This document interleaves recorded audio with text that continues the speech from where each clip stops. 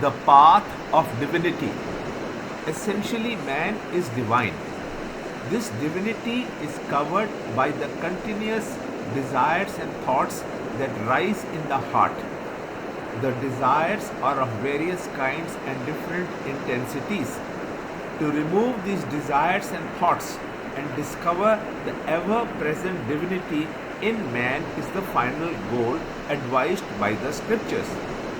An analysis of the psychological person in man reveals three conditions of the thoughts under which the mind functions.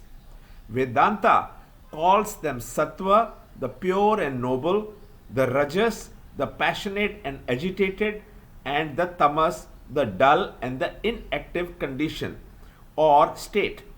These three are present in different permutations and combinations and determine the individual personalities.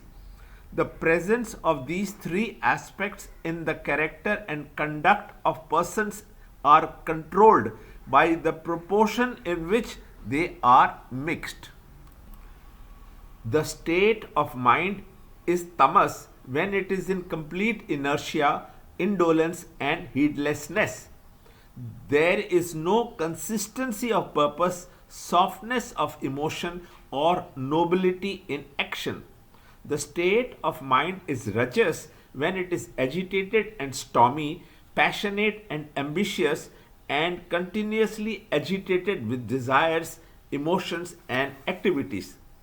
The state of mind is in sattva when there is balanced joy, serenity, and creativity. In this state, human contemplation is available in its entirety. These three types of thoughts are the material with which the human mind and intellect are composed. The difference in the functions of the thoughts determine the differences in mind and intellect. The mind is a seat of feelings and emotions, and the intellect is the one which discriminates and judges. The human discrimination can be divided into clear but distinct categories depending upon the field in which they operate. Gross intellect is the first category when discrimination is directed towards the world of objects. This is the field of the objective sciences. Subtle intellect is the other category when discrimination is subjectively applied to discriminate between the spirit and matter or the transcendental and terrestrial. Swami Chenmayananda says, this explains why a person brilliant in his application in the material and the secular world fails to understand, much less appreciate, the subtler import of the scriptures.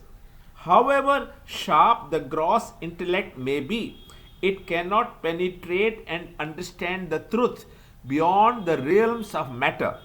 It is like attempting to use a sharp axe to shave one's beard. Animals and even plants possess an untrained intellect to discriminate and understand the external world, but they totally lack the capacity to discriminate between the real and the unreal.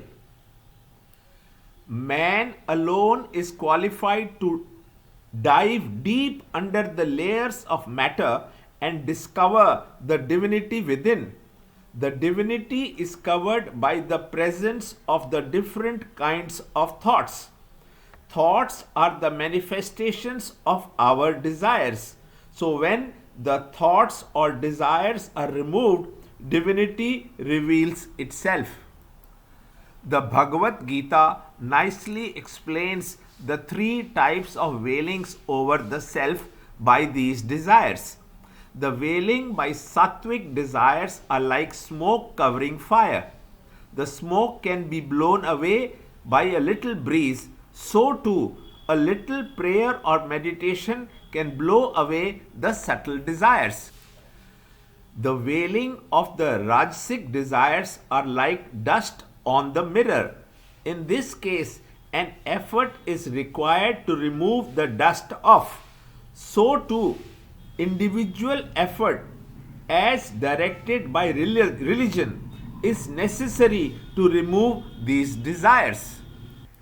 The veiling by tamasic desires are obstinate, arrogant, and egoistic.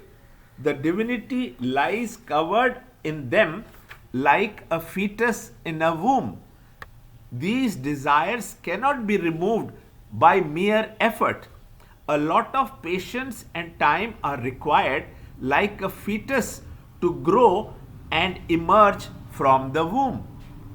Swami Chinmayananda says, religion helps us to chasten our desires and thoughts so as to ultimately end them. And as we rise from the tamas to the rajas, divinity gradually unfolds itself. And when the last traces of the sattvic desires are also eliminated, man becomes God.